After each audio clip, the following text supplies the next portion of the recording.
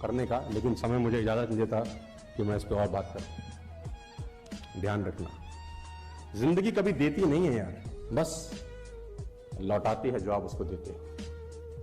जिंदगी देगी कभी भी नहीं, लौटाएगी उसी अनुपात में जिस अनुपात में तुम उसको देने वाले। Life will pay the price you ask. आप जो बोलोगे वो मिलेगा, लेकिन मांगना आपको ही पड़ेगा।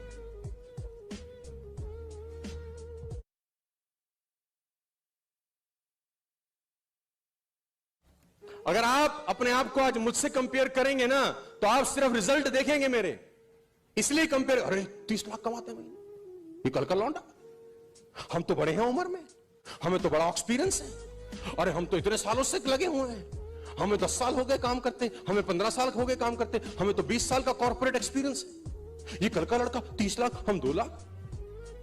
कंपैरिजन आपको अंदर ही अंदर जलाएगा। आप जब जब अपने आप को हमसे कंपेयर करेंगे या किसी से भी करेंगे, आपको अंदर से जलाएगा, क्योंकि आप हमारे रिजल्ट से आपके आज को कंपेयर कर रहे हैं।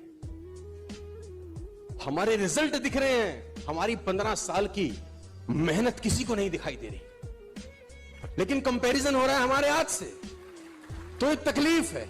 My dear friends, never, you are not them. आप हो, वो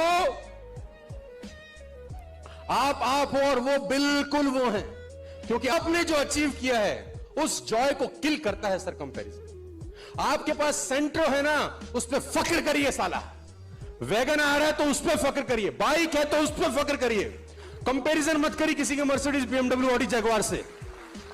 आपकी अचीवमेंट को अगर किल करना है तो कंपैरिजन स्टार्ट करिए। पहला लेसन, सक्सेस प्रिंसिपल जो 9 बताने लगा हूं, उसमें पहला principle, never in your life compare yourself. अपने आप को कभी किसी से कम मत समझना दोस्त। जो तुम कर सकते हो किसी का बाप नहीं कर सकता। मैं बता दूं, हर आदमी में एक स्पेशलिटी होती है यार, जो दूसरे में साला हो ही नहीं सकती।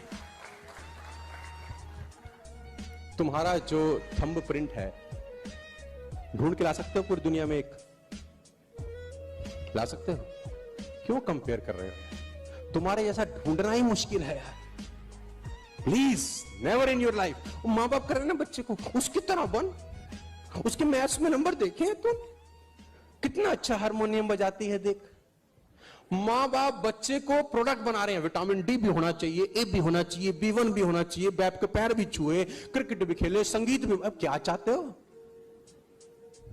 नहीं सर, वो जो है, मैं आपको बताना चाहूंगा। 70 साल का एक सर्जन जब रिटायर होने लगा अपनी जिंदगी के आखिरी पड़ाव पे, अब उसके हाथ कांपते थे, सर्जरी होती नहीं थी, हाथ कांपते थे, सर्जरी होती नहीं थी, तो उसको रिटायरमेंट फेयरवेल दिया गया। दुनिया में उसके जो फॉलोअर्स थे सब आए और उसको रिटायरमेंट फेयरवेल दिया।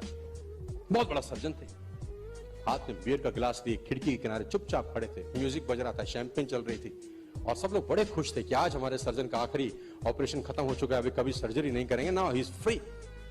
उदास खड़े। तो किसी ने पूछा, इतने उदास क्यों, इतने सफल हुए, दुनिया भर में तुम्हारे फॉलोअर हैं, तुम्हारी केस स्टडीज के एग्जाम्पल दिए जाते हैं, आज खुश नहीं हो? क्या जबरदस्त जीवन आपने जिया है, खुश नहीं हो? Not at all. क्या तकलीफ है? बोले डॉक्टर बनना ही नहीं चाहता था, मेरे मां ने बना दिया। क्या बनना चाहता था? डांसर बनना चाहता था। डांस करता, गुमनाम, अकेले कमरे में नाचता रहता, कोई नहीं देखता, मुझे कोई तकलीफ नहीं होती। जो बनना ही नहीं चाहता था वो बन के मैं करूं क्या? पूरी जिंदगी मेरी तबाह हो गई। बच्चे को वो बनने दो जो वो बनना चाहते हैं, और तुम्हारे बनाने से बनते तो सारे आईएएस बन जाते थे। मां बाप के बनाने से बन जाते हैं क्या बच्चे? तो हम सारे आईएएस घूम रहे होते हैं ना बाजार में, घूम रहे होते हैं कि नहीं घूम रहे होते? वो बड़ा सिंपल सा है कि वो लड़का घर घर गया तो बाप ने बोला पास हो गया, तेरे नंबर कैसे आए? तो बोले पापा वो जो अकाउंटेंट है ना, अकाउंटेंट अंकल, उनका लड़का फेल हो गया है। तो बाप ने बोला तेरा क्या हुआ? बोले जो सुधीर अंकल हैं चार्टर्ड अकाउंटेंट, उनका लड़का भी फेल हो गया है। बाप ने बोला साले हरामखोर, तेरा क्या हुआ? बोले जो लॉयर हैं दीक्षित जी, उनका लड़का भी फेल हो गया है। बोले अपना बता अपना। बोले तू कोई कलेक्टर लगा कहीं का? तेरा भी फेल है।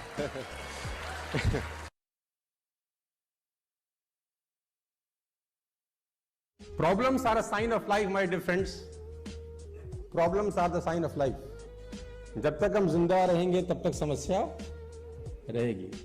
जिस दिन समस्या खत्म हो गई समझ लो जिंदगी खत्म हो गई। और जब आपकी जिंदगी में कोई समस्या ना हो ना तो घुटनों के बल बैठ जाना और ऊपर देख के बोलना भरोसा खत्म हो गया क्या। अंदर गर्म रहता है, कोयला अंगीठी में गर्म रहता है, जैसे अंगीठी से बाहर निकलेगा ठंडा हो जाएगा। ऐसा समझो कि बहुत सर्दी पड़ रहा है, कहीं बहुत सर्दी पड़ रहा है और आप किसी रूम में हो, बाहर है -12 डिग्री, -14 डिग्री, -15 डिग्री टेम्परेचर, अंदर अलाव जल रहा है। अलाव समझते हैं आप? आग जल रही है, बॉन फायर जला रखा है आपने, उसमें लकड़ी डाल रखी है अंदर और -15 डिग्री बाहर है। आप अलाव के पास बैठे हैं, आपको सर्दी लगेगी कि नहीं लगेगी? नहीं लगेगी ना। जैसे जैसे अलाव से दूर होते जाएंगे सर्दी लगना महसूस होता जाएगा कि नहीं होता जाएगा। बाहर जितना भी टेम्परेचर है, अगर आप अलाव के पास हैं तो बाहर का टेम्परेचर आपका बाल भी बांका नहीं करता। क्या मैं ठीक हूं?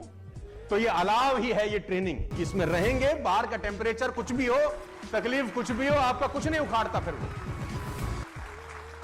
और सीखना जरूरी है क्योंकि बाहर बहुत सारे सवाल होंगे आपसे।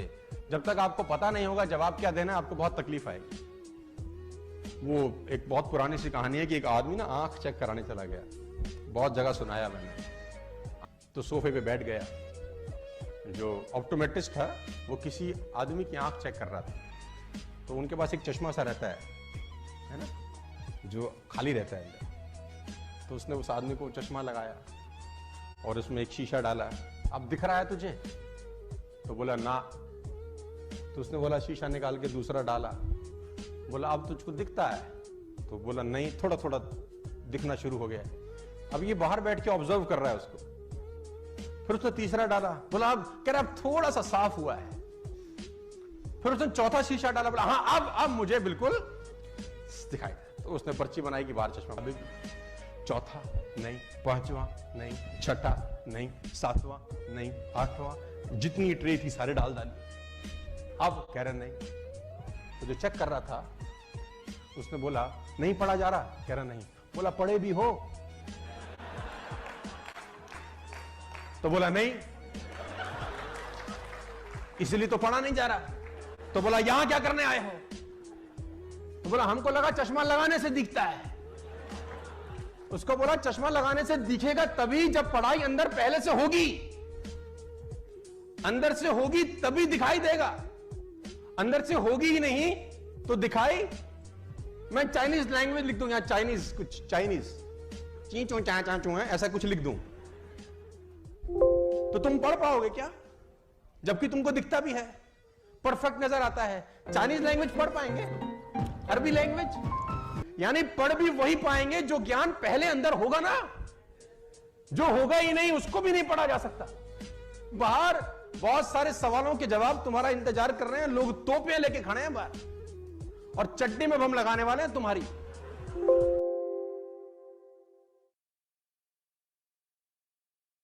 एक किसान की कहानी सुनाता हूं मैं आपको।